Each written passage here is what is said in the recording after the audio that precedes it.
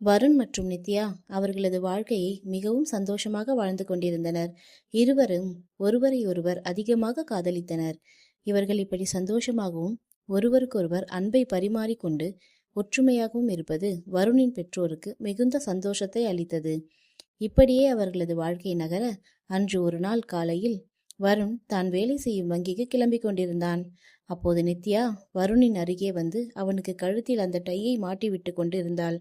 வருண், உங்ககிட்ட ஒன்று கேட்கவா? என்னடி, என்ன கேட்கணும்? எனக்கு ஐஸ்கிரீம் சாப்பிடணும் போல இருக்கு. நீங்க வேலை முடிச்சிட்டு வரும்போது எனக்கு ஐஸ்கிரீம் வாங்கிட்டு வரீங்களா என்று நித்யா கேட்க, வருணும் நித்யாவிடம், ஏண்டி நீ இன்னும் சின்ன பிள்ளையா ஐஸ்கிரீம் சாப்பிட்றதுக்கு? வருண், என்ன நீங்க, நான் எவ்வளோ ஆசையா கேட்குறேன். நீங்க வாங்கிட்டு வருவீங்களா மாட்டீங்களா? ஏய் சரிடி, வாங்கிட்டு வரேன். ஆமா, நீ என்ன இன்னும் காலேஜ்க்கு ரெடியாகாம இருக்க? ஓ அதுவா, இன்னைக்கு காலேஜ் கிராஜுவேஷன் டே, அதனால இன்னைக்கு காலேஜ் லீவ் தான்.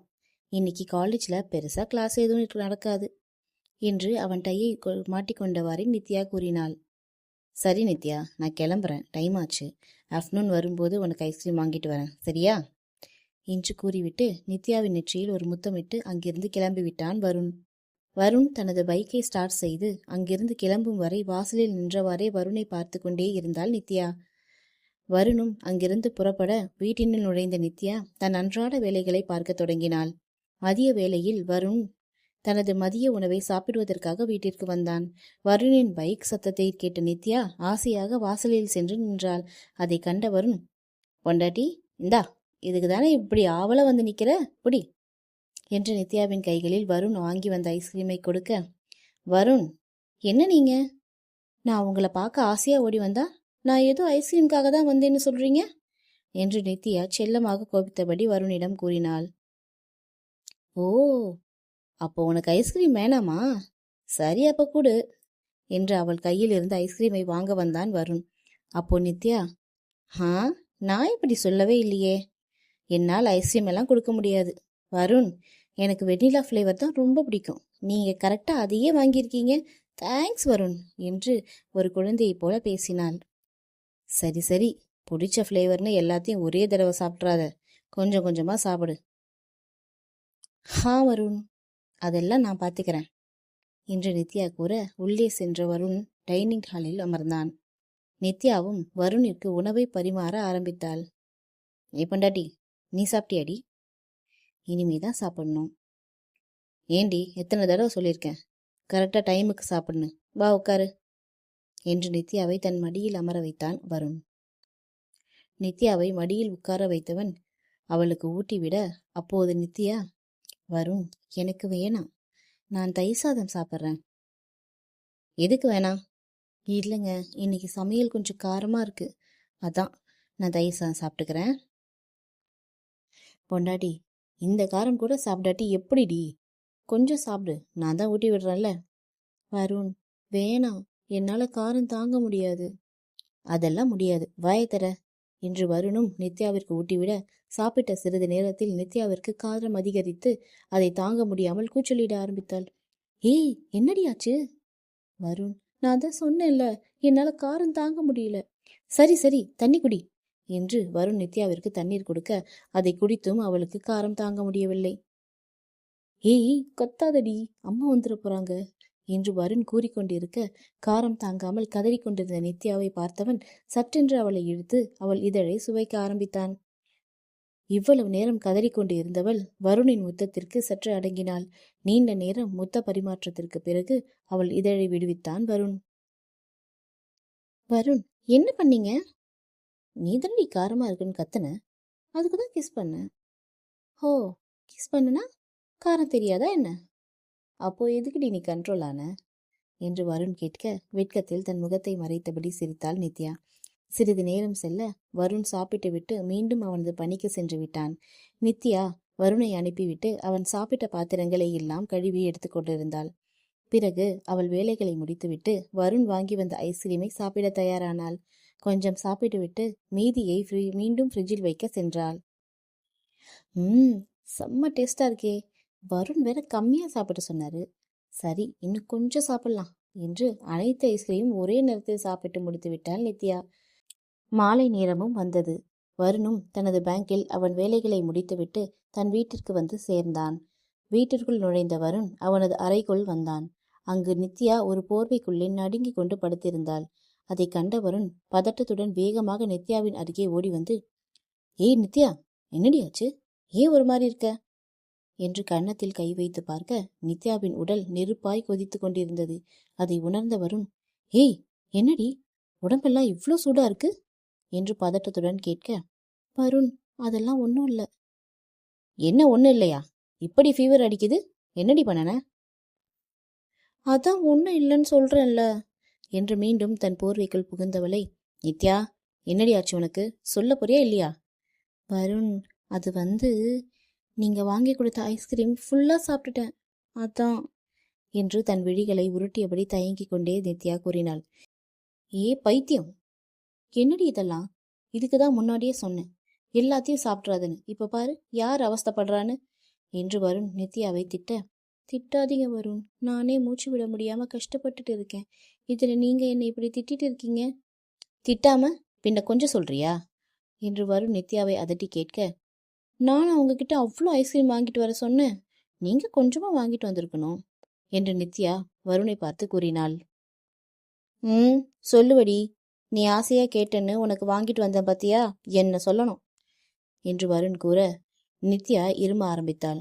அதை கண்ட வருண் நித்யாவிற்கு ஓடி சென்று தண்ணீர் எடுத்து வந்து கொடுக்க நித்யாவும் அதை வாங்கி குடித்து கொண்டு இருந்தாள். அப்போது வருண், நித்யா சரி வா, நம்ம ஹாஸ்பிட்டல் போயிட்டு வரலாம் என்று நித்யாவை அழைக்க, ஹாஸ்பிட்டல்லாம் வேணாம் வருண், டேப்லெட் போட்டா சரியாயிடும். இல்ல இல்ல, நீ எதுவும் சொல்லாத, ஒழுங்கா என் கூட வா. டேப்லெட் போட்டா உடனேலாம் சரியாகாது, ஒரு இன்ஜெக்ஷன் போட்டாதான் நாளைக்கு உன்னால காலேஜ் போக முடியும். என்ன இன்ஜெக்ஷனா? அதெல்லாம் ஒண்ணு வேணாம் வருண், வேணும்னா நான் நாளைக்கு காலேஜ் லீவ் கூட போட்டுக்கிறேன்.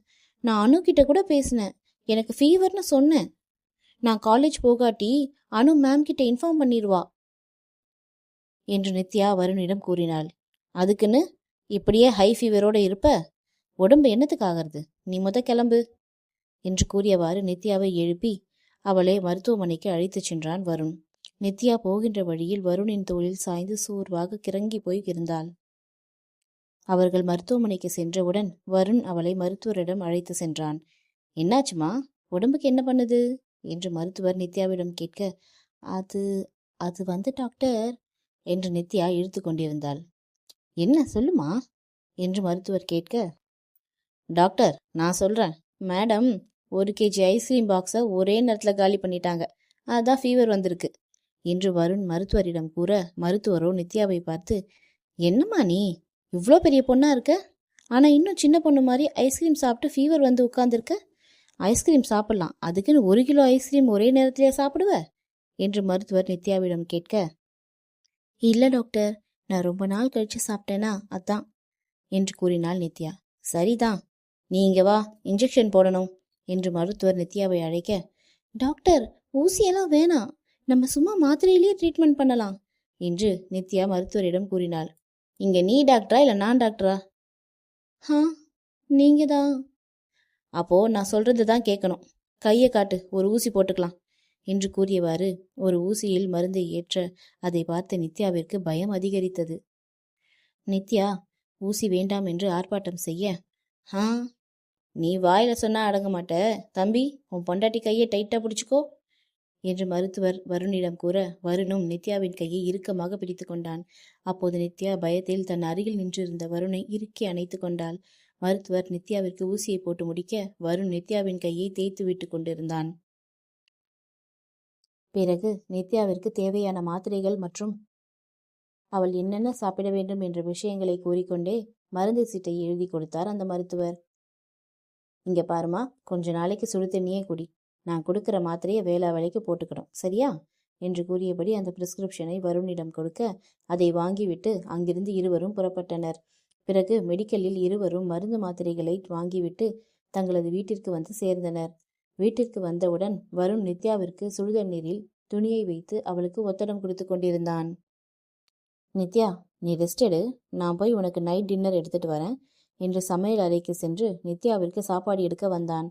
ஆனால் அங்கு ஏதும் இல்லாத காரணத்தினால் வருண் தனது கைகளால் நித்யாவிற்கு சப்பாத்தி போட்டு கொண்டிருந்தான். பின் நித்யாவிற்கு அந்த சப்பாத்தியை எடுத்து கொண்டு வந்தான். நித்யா, எந்திரிச்சு உட்காரு, நான் உனக்கு ஊட்டி விடுறேன். ஐயோ வருண், அதெல்லாம் ஒன்றும் வேண்டாம், கொடுங்க, நானே சாப்பிட்றேன் என்று நித்யா வருணிடம் கூற, என்ன வேண்டாம், நான் ஒன்றும் உங்ககிட்ட பர்மிஷன் கேட்கல ஊட்டவான்னு, ஊட்டுறேன்னு சொன்னேன். வருண், உங்களுக்கு எதுக்கு கஷ்டம்? அதான். எனக்கு என்னடி கஷ்டம்? அதெல்லாம் ஒன்றும் இல்லை, நானே உனக்கு ஊட்டுறேன் என்று வருண் நித்யாவிற்கு சப்பாத்தியை ஊட்டிவிட்டு குடிக்க தண்ணீர் கொடுத்து பின் அவளது வாயை துடைத்து விட்டான். அவளுக்கு தேவையான மருந்து மாத்திரைகளை அவளுக்கு கொடுத்து அவளை சாப்பிடவும் வைத்தான். வருண் நித்யாவிற்கு போர்வையை போற்றுவிட்டு கட்டிலிலிருந்து எழுந்தான். அப்போது நித்யா வருணின் கையை பிடித்து, வருண், தேங்க்ஸ் என்று கூற, வருணும் நித்யாவின் நெற்றியில் ஒரு முத்தத்தை வைத்துவிட்டு, ஐ லவ் யூ டி பொண்டாட்டி என்று அவள் கண்களை பார்த்து கூறினான். லவ் யூ டூ அருண் என்று இருவரும் தங்களது காதலை வெளிப்படுத்தினர். பின் வருண் நித்யாவின் உதட்டில் முத்தம் வைக்க சென்றான். அப்போது நித்யா அவனது வாயில் கையை வைத்து, ஐயோ வருண், வேண்டாம், கிஸ் பண்ணாதீங்க. ஏண்டி, எதுக்கு பண்ணக்கூடாது என்று வருண் நித்யாவிடம் கேட்க, இல்லை வருண், எனக்கு இப்போ கிஸ் பண்ணீங்கன்னா அப்புறம் உங்களுக்கு என்னோட ஃபீவர் ஒட்டிக்கிறோம், அதான் வேண்டான்னு சொன்னேன் என்று நித்யா வருணிடம் கூறினாள். அதனால் என்ன, வந்தா வரட்டும், என் பொண்டாட்டிகிட்ட இருந்து ஒட்டிக்கிட்டா எனக்கு ஒன்றும் பிரச்சனை இல்லை என்று கூறி நித்யாவின் உதட்டில் முத்தமிட்டு, சரி நீ தூங்கு என்று நித்யாவை தூங்க சொல்லிவிட்டு வருணும் அவள் அருகே அவளை இறுக்கி அணைத்தபடி படுத்து தூங்கினான். இப்படியே அந்த இரவு கழிய காலையில் கண் விழித்தான் வருண். கண் விழித்ததும் நித்யாவை பார்த்த வருண், ஏய் பொண்டாட்டி, இப்போ உடம்பு எப்படி இருக்கு, பரவாயில்லையா என்று கேட்க, பரவாயில்லைங்க, நேத்து மாதிரி இல்லை, நான் நல்லா தான் இருக்கேன் என்று நித்யா கூறினாள். அப்போது வருண் தனது கைகளை நித்யாவின் கழுத்தில் வைத்து தொட்டு பார்த்தான். அப்போது நித்யாவின் காய்ச்சல் குறைந்திருப்பதை அறிந்தான் வருண். ஏய், ஃபீவர் குறைஞ்சிருக்குடி, இப்போதான் எனக்கு நிம்மதியா இருக்கு. வருண், இந்த சின்ன ஃபீவருக்கா நீங்க ஏன் இவ்வளோ ரியாக்ட் பண்றீங்க? என்னடி இவ்வளோ ஈஸியா சொல்லிட்ட? நேத்து உன் கழுத்துல கை வச்சப்போ எவ்வளோ சூடா இருந்துச்சு தெரியுமா? நான் பயந்தே செத்துட்டேன்டி என்று வருண் கூற, வருண் நித்யாவின் மீது வைத்திருக்கும் காதலை புரிந்து கொண்டவள் அவனை தன் அருகே இழுத்து இறுக்கமாக அணைத்து அவன் இதழில் முத்தம் பதித்து கொண்டு இருந்தாள். இப்படியே நேரம் செல்ல நித்யா தனது கல்லூரிக்கு சென்றாள். வருணும் நித்யாவை டிராப் செய்துவிட்டு தன் வேலைக்கு புறப்பட்டான். இப்போது கல்லூரி கேன்டீனில் நித்யாவும் அனுவும் பேசிக்கொண்டிருந்தனர். ஏய் நித்யா, என்ன காலேஜ்க்கு வந்துட்ட? நேற்று நீ என்கிட்ட பேசுனதை பார்த்தா ஒரு வாரம் காலேஜ் வர மாட்டேன்னு நினைச்சேன். ஆனா நீ என்னன்னா காய்ச்சல் வந்த அறிகுறியே இல்லாம வந்து உட்கார்ந்துருக்க என்று அனு நித்யாவிடம் கேட்க, ஆமா அனு, நானும் அப்படிதான் இன்னைக்கு காலேஜ் வர முடியாதுன்னு நினைச்சேன். ஆனா வருண் தான் என்னை கம்பல் பண்ணி ஹாஸ்பிட்டல் கூட்டிட்டு போனாரு. அங்க போய் ட்ரீட்மெண்ட் பண்ணதுனால தான் இப்போ என்னால் வர முடிஞ்சது என்று நித்யா அனுவிடம் கூறினாள். இருவரும் இப்படி பேசிக்கொண்டிருக்கும் பொழுது நித்யாவிற்கு வருணிடமிருந்து கால் வந்தது. நித்யா, யார் கால் பண்றா? அவரு தாண்டி. ஓ, சரி சரி, பேசு பேசு என்று அனு கிண்டலாக சிரித்து கொண்டே கூறினாள். அப்போது நித்யா காலை அட்டன் செய்து, ஹலோ, சொல்லுங்க வருண். ஏய் பொண்டாட்டி, என்னடி பண்ற? லஞ்ச் டைம் ஆச்சு, சாப்பிட்டியா நீ? சாப்பிட்டு ஒழுங்கா டேப்லெட் போட்டுக்கோ என்று வருண் நித்யாவிடம் கூற, வருண், இப்போதான் கேன்டீனில் வந்து உட்கார்ந்துருக்கோம், இனிமே தான் சாப்பிட்ணும், சாப்பிட்டுட்டு டேப்லெட் போட்டுக்கிறேன். சரிடி, சீக்கிரம் சாப்பிட்டுட்டு டேப்லெட் போடு. அப்புறம் என்னால் இன்னைக்கு உன்னை பிக்கப் பண்ண வர முடியாது, பேங்க்ல கொஞ்சம் ஒர்க் இருக்கு, அதனால நீ அனு கூட சேர்ந்து வீட்டுக்கு போ என்று வருண் கூறினான். சரிங்க, நான் பார்த்துக்கிறேன் என்று நித்யா வருணிடம் கூற, பின் இருவரும் பேசிவிட்டு காலை கட் செய்தனர். அதை கண்ட அனு, என்ன நித்யா, உன் புருஷன் எப்போ பார்த்தாலும் உன்னை பத்தியே தான் யோசிச்சுட்டு இருப்பார் போல, செம்ம கேரிங்கா இருக்காரே. ஆமா அனு, நேற்று எனக்கு ஃபீவர்னு தெரிஞ்சதும் எப்படி பதறினாரு தெரியுமா? அது மட்டும் இல்லை, என்னை எவ்வளோ நல்லா பார்த்துக்கிட்டாரு. வருண் என்கிட்ட எவ்வளோ ரொமான்டிக்காக இருக்காரோ அதை விட அதிகமாக என்னை கேர் பண்ணி பார்த்துக்கிறாரு என்று நித்யா வருணை பற்றி அனுவிடம் பேசிக்கொண்டிருந்தாள். இப்படியே இருவரும் தங்களது மதிய சாப்பாட்டை முடித்துவிட்டு வகுப்பறைக்கு சென்றனர். அங்கு அப்படியே நேரம் கடக்க மாலை வேளையும் நெருங்கியது. நித்யா தனது கல்லூரியில் இருந்து வெளியே தனது தோழிகளுடன் வந்தாள். கல்லூரிக்கு வெளியே வந்த நித்யாவிற்கோ பெரிய ஆச்சரியம். ஏனென்றால் அங்கு நித்யாவின் அப்பாவை சித்தார்த் தன் காரின் அருகே நின்று கொண்டிருந்தார். அவரை கண்ட நித்யா அதிர்ச்சியில் நின்றாள். தன் அப்பாவை பார்த்த அவளின் கண்களில் நீர் நிரம்பி வழிய அவள் உணர்ச்சிகளில் அடக்க முடியாமல் கண்ணீருடன் அவருடன் ஓடி சென்று தன் அப்பாவை இறுகி கட்டிக்கொண்டு அழ ஆரம்பித்தாள் நித்யா. தன் அப்பாவை பார்த்து பல நாட்கள் ஆனதால் அவரை அணைத்தபடி அழுது கொண்டே இருந்தாள். அப்பா, சாரிப்பா, ரொம்ப சாரி. நான் உங்களை ரொம்ப கஷ்டப்படுத்திட்டேன்ல என்று அழுது கொண்டே கூற, அதற்கு சித்தார்த் நித்யாவிடம், நித்யா, இங்க பாரு, அதெல்லாம் ஒன்றும் இல்லை. அப்பா ஏதோ நினைக்கல, நீ அழாத. இல்லப்பா, நான் இந்த மாதிரி பண்ணினது உங்களுக்கு எவ்வளோ கஷ்டமா இருக்கும் என்று மீண்டும் மீண்டும் அழுது கொண்டே இருக்க, நித்யா, நான் தான் சொல்றேன்ல, அப்பா ஒன்றும் நினைக்கல. அப்புறம் ஏன் இப்படி அழற? ஃபர்ஸ்ட் அழறத நிறுத்துமா, எல்லாரும் பார்க்கறாங்க பாரு என்று நித்யாவை சமாதானம் செய்து கொண்டிருந்தார். அப்போ என்னை பார்க்க வர்றதுக்கு இவ்வளோ நாள் ஆச்சாப்பா? ஏன் என் மேல அவ்வளோ கோவமா என்று நித்யா சித்தார்த்திடம் கேட்க, சித்தார்த் என்று சிரித்து கொண்டே, யாரு சொன்னா நான் உன்னை பார்க்க வரலன்னு? நான் தினமும் உன்னை பார்த்துட்டு தாமா இருப்பேன் என்று சித்தார்த் கூற, குழப்பத்தில் தன் அப்பாவை பார்த்தாள் நித்யா. அப்பா, என்ன சொல்றீங்க? ஆமா நித்யா, நீ என்னை விட்டு போனதுல இருந்து நான் டெய்லி உன்னை வந்து பார்த்துட்டு தான் இருப்பேன். நீ வீட்டில் இருந்து கிளம்பி காலேஜுக்கு வர்றது, திரும்ப வீட்டுக்கு போகும்போது, ஏன் நேத்தி உனக்கு ஃபீவர்னு நீ ஹாஸ்பிட்டலில் போன, அப்போ கூட நான் உன்னை பார்த்துட்டு தாம்மா இருந்தேன்.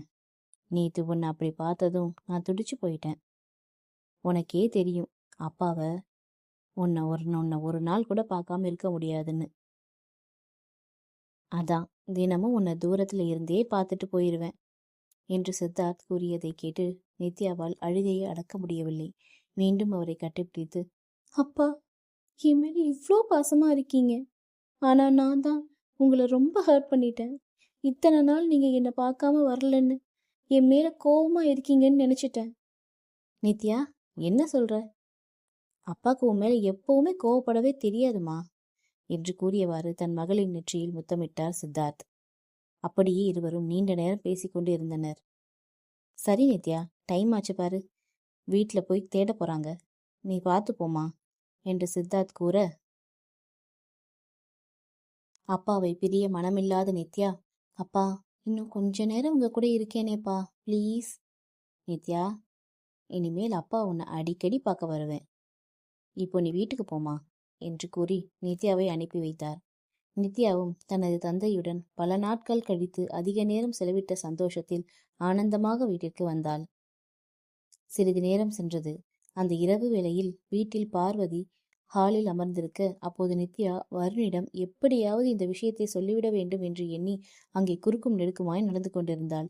அப்போது பார்வதி, நித்யா, நீ வந்து சாப்பிடுமா, அவன் வரும்போது சாப்பிட்டோம் என்று அழைக்க, இல்ல அத்தை, பரவாயில்ல, வருண் வரட்டும் என்றபடி தன் அப்பாவை கண்ட விஷயத்தை வருணிடம் கூற வேண்டும் என்ற ஆர்வத்தில் அவனை எதிர்பார்த்து காத்திருந்தாள். அப்போது அங்கு வந்த வருணின் பைக் சத்தம் கேட்டதும் நித்யாவிற்கு ஆர்வம் தாங்காமல் துள்ளி குதித்து ஓடினாள். வருணும் வீட்டிற்குள் நுழைந்தான். அப்போது வருணை கண்ட நித்யா ஓடி போய் வருணை இறுகி கட்டி அணைத்தாள். அதை கண்ட பார்வதி சற்று சிரித்து கொண்டே சோஃபாவில் இருந்து எழுந்து அங்கிருந்து புறப்பட்டார். ஏய் நித்யா, என்னடி பண்ணிட்டு இருக்க? அதுவும் அம்மா முன்னாடி, அவங்க என்ன நினைப்பாங்க என்று நித்யாவை பிடித்து கேட்க, ஐயோ, அதை விடுங்க, நான் உங்ககிட்ட ஒன்று சொல்லணும் என்று மகிழ்ச்சியுடன் நித்யா வருணிடம் கூறினாள். நித்யா முகத்தில் சந்தோஷத்தை கண்ட வருண் சிரித்து கொண்டே, ஹே, அப்படி என்னடி ஆச்சு உனக்கு, இவ்வளோ ஹாப்பியா இருக்க? அதுவா வருண், இன்னைக்கு நான் காலேஜ் முடிஞ்சு வெளியே வந்தப்போ அங்க எனக்காக எங்க அப்பா வெயிட் பண்ணிட்டு இருந்தாரு. நான் எங்க அப்பா கிட்ட ரொம்ப நாள் கழிச்சு பேசினேன் என்று சந்தோஷமாக நித்யா கூறியதும் வருணிற்கு முகமே மாறியது. வருண் இதற்கு பெரிதாக எதுவும் சொல்லாமல் தனது டையை குழற்றி கொண்டே அறைக்கு சென்றான். நித்யா அவளை பின்தொடர்ந்தவாறே, வருண், அப்பா என்கிட்ட எப்படி பேசினார் தெரியுமா? அவரு என்னை டெய்லியும் பார்த்துட்டு தான் இருந்தாராம். என் மேல அவருக்கு கொஞ்சம் கூட கோவமே இல்லை. என்கிட்ட பழைய மாதிரியே அவ்வளோ சந்தோஷமா பேசிட்டு இருந்தாரு என்று நித்யா சந்தோஷத்தில் கூறிக்கொண்டிருந்தாள். ஆனால் வருண் எதுவும் கூறாமல் அமைதியாக இருக்க, வருண், நான் எவ்வளோ ஹாப்பியா இந்த விஷயத்த சொல்லிட்டு இருக்கேன், ஆனா நீங்க எதுவுமே ரியாக்ட் பண்ண மாட்டேங்கிறீங்க என்று நித்யா வருணிடம் கேட்க, இல்ல நித்யா, எனக்கு என்னமோ டவுட்டா இருக்கு. என்ன டவுட் உங்களுக்கு என்று குழப்பத்தில் கேட்க, நித்யாவிடம், ஏண்டி, அது எப்படி உங்க அப்பா எல்லாத்தையும் மறந்து எந்த கோபமும் இல்லாம உன்கிட்ட இப்படி சமாதானமா வந்து பேசுவாரு? அதான் எனக்கு டவுட்டா இருக்கு. எதுக்கும் நீ உங்க அப்பா கிட்ட கொஞ்சம் அளவா வச்சுக்கோ என்று வருண் கூறியதும் நித்யாவால் தன் கோபத்தை கட்டுப்படுத்த இயலவில்லை. வருண், அது எப்படி நீங்க எங்க அப்பாவை பத்தி இப்படி மாதிரி நினைக்கலாம்? என் அப்பா எவ்வளோ நல்லவர் தெரியுமா? என் அப்பா ஒன்றும் மற்ற அப்பா மாதிரி இல்லை. அவர் என்கிட்ட எவ்வளோ பாசமா இருப்பார் தெரியுமா? அவர் எவ்வளோ பிஸியா இருந்தாலும் என் கூட எப்பவுமே டைம் ஸ்பெண்ட் பண்ணுவாரு. அவர் கூட பேசக்கூடாதுன்னு சொல்றீங்க என்று நித்யா கோபத்துடன் வருணிடம் கூறினாள். இங்க பாரு நித்யா, உங்க அப்பா உன் கூட பேசுனதுல எனக்கு சந்தோஷம்தான். நான் அவர்கிட்ட பேசவே கூடாதுன்னு சொல்லல. ஆனா அவர்கிட்ட கொஞ்சம் அளவா வச்சுக்கோன்னு தான் சொல்றேன். நம்ம லைஃப் நல்லா இருக்கணும்னா நீ அவர்கிட்ட கொஞ்சம் டிஸ்டன்ஸ் மெயின்டைன் பண்ணிக்கோ என்று வருண் கூற, இதை கேட்ட நித்யாவிற்கு கோபம் இன்னும் அதிகமானது. வருண், என்ன நீங்க பாட்டுக்கு ஏதேதோ பேசிட்டு இருக்கீங்க? நீங்க அப்படியெல்லாம் எங்க அப்பாவை பத்தி பேசாதீங்க. அவரால் நம்ம லைஃப் கெட்டு போயிருமா? ஏன் இப்படியெல்லாம் பேசுறீங்க? எங்க அப்பா என் லைஃப்ல வந்தா எனக்கு கெட்டதா? என் அப்பா கூட நான் சின்ன வயசுல இருந்து இருந்திருக்கேன். அவர் என்னை எவ்வளோ பாசமா வளர்த்திருந்தாரு. அவர் எப்படி எனக்கு கெட்டதை நினைப்பாருன்னு நீங்க சொல்லலாம் என்று நித்யா வருணிடம் கத்தினாள். ஏய், கத்தாதடி, அமைதியாயிரு என்று வருண் கூறுவதை காதில் வாங்காமல், அப்படிதான் கத்துவேன். என் அப்பாவை இந்த மாதிரி சீப்பா பேசுறதுக்கு உங்களுக்கு என்ன ரைட்ஸ் இருக்கு? உங்க மனசுல என்ன நினைச்சிட்டு இருக்கீங்க? நித்யா, இங்க பாரு, நான் ஏற்கனவே டென்ஷன்ல இருக்கேன். தயவு செஞ்சு கத்தாத என்று வருண் நித்யாவிடம் தன் கோபத்தை கட்டுப்படுத்தியவாறே கூறினான். எல்லாம் என்ன சொல்லணும் வருண்? நீங்க தான் வேணும்னு என் அப்பாவை விட்டுட்டு வந்து உங்களை கல்யாணம் பண்ணேன்ல, அதான் நான் பண்ண பெரிய தப்பு. என் அப்பா அன்னைக்கே சொன்னாரு, நீங்க ரொம்ப சீப்பான ஃபேமிலின்னு. அதான் மற்றவங்களையும் இவ்வளோ சீப்பா நினைக்கிறீங்க என்று கோபத்தில் நித்யா வார்த்தைகளை விட கோபத்தின் உச்சிக்கு சென்ற வருண் நித்யாவிடம் கைகளை இறுக்கமாக பற்றி ஆக்ரோஷமாக அவளை பார்த்து கத்தினான். என்னடி, நானும் பார்த்துக்கிட்டே இருக்கேன். உன் இஷ்டத்துக்கு நீ பாட்டுன்னு பேசிக்கிட்டே போற. என்னமோ ஊர்ல இல்லாத அப்பாவை வச்சிருக்க மாதிரி. எங்க அப்பான்னு ஏதோ ஓவரா ஆடுற. உங்க அப்பனை பத்தி உனக்கு என்னடி தெரியும்? உங்க அப்பாவை பத்தி உனக்கு தெரியாத நிறைய விஷயம் எனக்கு தெரியும். அந்த ஆளோட இன்னொரு முகத்தை நான் பார்த்துருக்கேன். உனக்கே தெரியும்ல நம்ம கல்யாணம் எப்படி நடந்துச்சுன்னு. அதுக்கெல்லாம் காரணம் யாரு? உன் அப்பன் தானே. உன் அப்பா என்ன எவ்வளோ அசிங்கப்படுத்தியிருக்கான். அது எப்படி எல்லாத்தையும் மறந்து இவ்வளோ சீக்கிரம் உன்கிட்ட வருவான்னு சொல்ற என்று வருண் ஆத்திரத்துடன் கேட்க, நித்யாவிற்கு தனது கண்களில் இருந்து கண்ணீர் வழிந்தது. இங்க பாருடி, இனி உன் அப்பா கிட்ட பேசுற வேலையெல்லாம் வச்சுக்காத. இன்னொரு தடவை அந்த ஆளை பார்த்தேன், பேசினேன், கொஞ்சினேன்னு வந்து நின்ன, அப்புறம் நான் மனுஷனாவே இருக்க மாட்டேன் என்று வருண் நித்யாவை கத்தி கொண்டிருக்க, அவர்கள் சண்டை போட்டு கொண்டு இருப்பதை வெளியில் வருணின் பெற்றோர் கவனித்துக் கொண்டு இருந்தனர். என்னங்க, என்ன இது? எதுக்காக வருண் இப்படி கத்துறான்? நம்ம போய் என்னன்னு கேட்போமா என்று பார்வதி தனது கணவரிடம் கேட்க, அதற்கு பார்வதியின் கணவரும், அதெல்லாம் ஒன்றும் வேணாமா. புருஷன் பொண்டாட்டினா சண்டை வரதானே செய்யும். நம்ம ஒவ்வொரு தடவையும் போய் கேட்டுட்டு இருக்க முடியாது. இது அவங்களே பேசி சரி பண்ணிப்பாங்க. ஏன், நமக்குள்ள எந்த சண்டையும் வந்ததே இல்லையா என்ன? அவங்களா வந்து நம்ம கிட்ட சொல்லட்டும். நீ போய் எதுவும் கேட்காத என்று பார்வதியிடம் வருணின் தந்தை கூறினார்.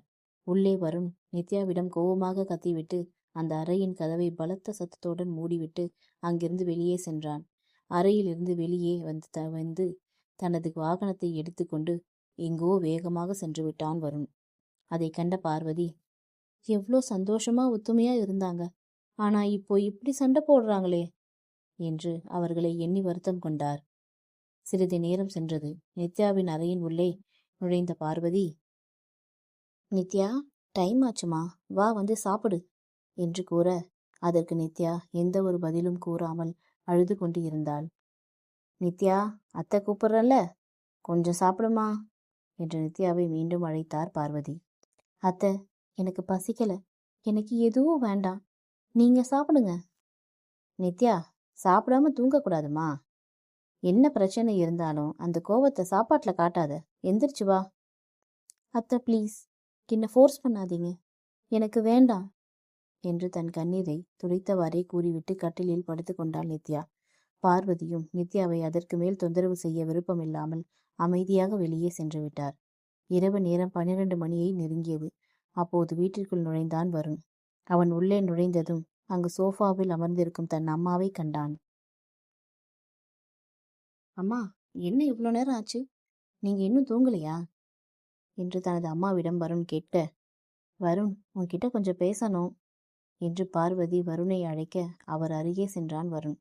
டேய், என்னடா ஆச்சு உங்களுக்கு? இவ்வளோ நாள் நல்லா தானே இருந்தீங்க, இன்னைக்கு என்ன இவ்வளோ சண்டை? அது என்ன பிரச்சனையா வேணும்னாலும் இருக்கட்டும், ஆனா அதுக்காக எதுக்கு 2 பேரும் இப்படி இருக்கீங்க? நித்யா இன்னும் சாப்பிடவே இல்லை வருண். நானும் கூப்பிட்டு பார்த்துட்டேன், ஆனா அவ சாப்பிட்ற மாதிரியே தெரியல.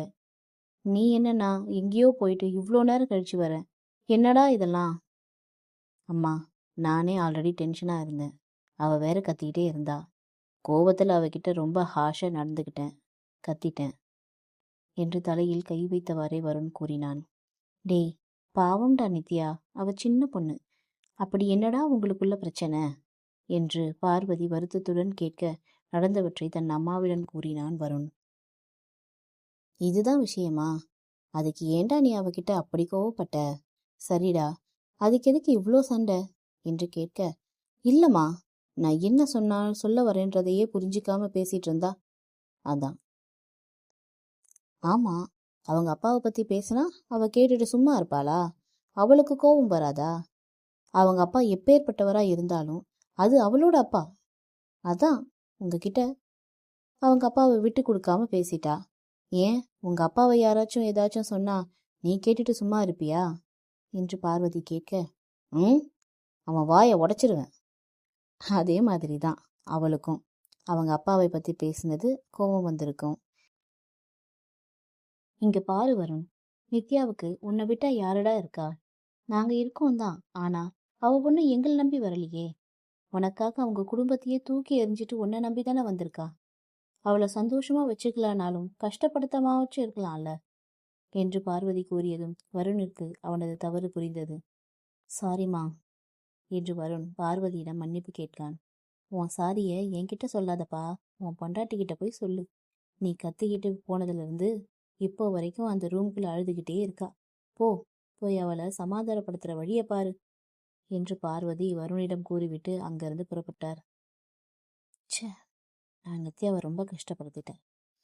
அவகிட்ட இவ்வளோ ஹாஷா பேசுனது மட்டும் இல்லாம அவ மனசை ரொம்பவே காயப்படுத்திட்டேனே என்று வருத்தப்பட்டு கொண்டிருக்க, அந்த டைனிங் டேபிளில் நித்யாவிற்காக போடப்பட்ட சாப்பாடு தட்டில் அப்படியே இருந்தது. அதை கண்ட வருண் மீண்டும் வருத்தம் கொள்ள ஆரம்பித்தான். தன் அறையினுள் நுழைந்தான் வருண். அங்கு நித்யா கட்டிலில் போர்வைக்குள் அழுது கொண்டு படுத்திருந்தாள். அதை கண்ட வருண் தனது ஆடைகளை மாற்றிவிட்டு நித்யாவின் அருகில் சென்றான். கட்டிலில் ஏறி படுத்து நித்யாவை பின்னிருந்து அணைத்தவாறே அவளது போர்வையை விலக்கி, ஏய் பொண்டாட்டி, சாரிடி என்று வருண் நித்யாவிடம் மன்னிப்பு கேட்க, நித்யா அவனது கையை தட்டிவிட்டு மீண்டும் போர்வையை போர்த்தினாள். நித்யா, நான் தான் சாரி சொல்றேன்ல, இங்க பாருடி, நான் ஏற்கனவே டென்ஷன்ல இருந்தேன். அதான் நீ வந்து கத்திட்டு இருந்ததும் என்ன பண்றதுன்னு தெரியாம கோவப்பட்டுட்டேன். சாரி என்று மீண்டும் வருண் நித்யாவிடம் மன்னிப்பு கேட்க, உங்க சாரி ஒன்றும் எனக்கு தேவையில்லை, என்னை விடுங்க, நான் தூங்கணும் என்று நித்யா வருணிடம் கோபத்துடன் அழுது கொண்டே கூறினாள். ஏய், அழுகாதடி ப்ளீஸ் என்று வருண் மீண்டும் நித்யாவை அணைக்க, வருண், நான் தூங்கணும், என்னை டிஸ்டர்ப் பண்ணாதீங்க என்று கூறி மீண்டும் அவன் கைகளை தட்டிவிட்டாள். நித்யா, சரி, நான் உன்னை டிஸ்டர்ப் பண்ணல, நீ வந்து சாப்பிடு, அப்புறம் தூங்கலாம் என்று வருண் நித்யாவை சாப்பிட அழைத்தான். எனக்கு பசிக்கல வருண், எனக்கு சாப்பாடு வேண்டாம் என்று நித்யா கூற, அது எப்படி பசிக்காம இருக்கும்? வந்ததுல இருந்து நீ சாப்பிடவே இல்லை, அது மட்டும் இல்லாம அழுதுட்டு வேற இருக்க. வா, வந்து கொஞ்சமாச்சும் சாப்பிடு.